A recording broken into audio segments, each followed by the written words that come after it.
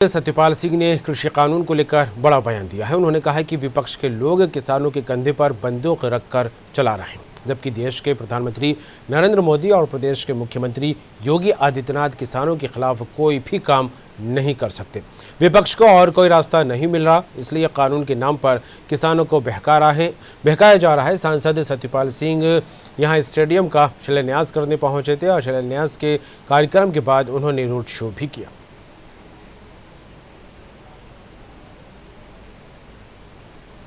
मिलता नहीं, किसानों के कंधे पर रख करके बंदूक चलाना चाहते। इसलिए कुछ आदमी जो है, कुछ लोगों ने जगह जगह मैंने सुना बागपत में कहीं जो है उन्होंने कुछ धरना रखा, रोकने का कोशिश किया, लेकिन आज मीडिया के माध्यम से सारा हिंदुस्तान देखेगा कि भाई बागपत के अंदर असली किसान जो हैं, असली किसान तो भैया बैठे सारे। मैं पूछता हूँ भाई, किसान कानून में कमी बता दो।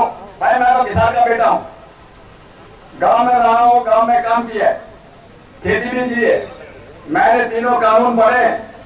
लेकिन जो लोग विरोध कर रहे हैं उनसे पूछो कि आप लोगों ने कानून पढ़े हैं क्या? आपको 99% लोग ऐसे मिलेंगे, 99 नहीं, 1000 में 999 लोग ऐसे मिलेंगे।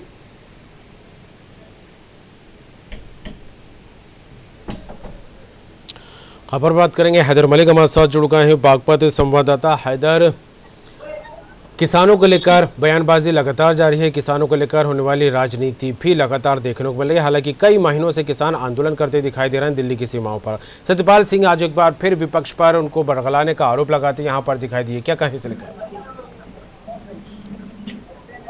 जी बिल्कुल, देखिए मैं बता दूं, जिस तरीके से आज सत्यपाल सिंह जो बागपत हैं वो एक स्टेडियम का उद्घाटन करने के लिए पहुंचे थे, जहां पर उन्होंने इस कार्यक्रम में बोला है कि जो विपक्ष है वो राजनीति की किसानों के कंधे पर राजनीति कर रहा है और किसानों को गुमराह करने का काम कर रहा है। क्योंकि किसान अगर जो विपक्ष है वो किसानों को गुमराह नहीं करेगा तो उनकी रोटी रोजी यानी कि बिल्कुल कमाने का सिस्टम बंद हो जाएगा। सीधे तौर पर उन्होंने किसानों पे हमला बोला है। उन्होंने कहा है कि किसानों के कंधे पर बंदूक रखकर चला रहे हैं, जबकि देश के पीएम मोदी और योगी जो है मुख्यमंत्री किसानों के खिलाफ कोई काम नहीं कर सकते। उन्होंने कहा है कि विपक्षियों को कोई रास्ता तो नहीं मिला है, बल्कि कानूनों के नाम पर किसानों को बहका रहे हैं। साथ ही उन्होंने सवाल किया है कि वे लोग कृषि कानूनों के खिलाफ प्रदर्शन कर रहे हैं जिन्हें कानूनों का फायदा का और नुकसान का भी मालूम नहीं है।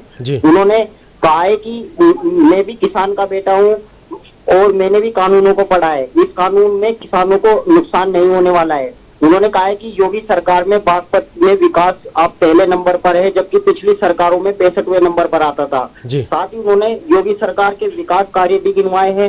इस कार्यक्रम में जो है खेल मंत्री भी पहुंचने वाले थे, लेकिन आचार संहिता के कारण वो भी नहीं पहुंच पाए। जी बिल्कुल हैदर, लेकिन जिस तरह से बात की जाए तस्वीरों को लेकर, कहीं ना कहीं तस्वीरें तो सियासी नजरिए से सामने आ ही रही है, लेकिन इस बीच अगर देखा जाए तो कोरोना गाइडलाइन का कितना पालन किया गया?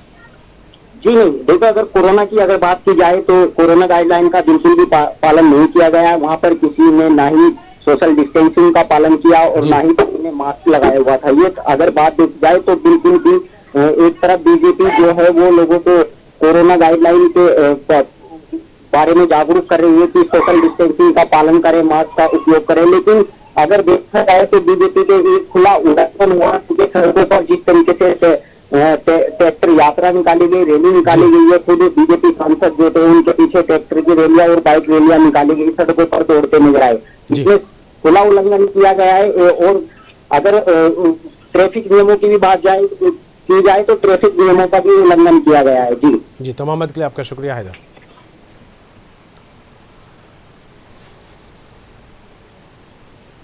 सियासी रंग में इसी के साथ फिलहाल इतना ही, बाकी खबरों के लिए बने रहिए।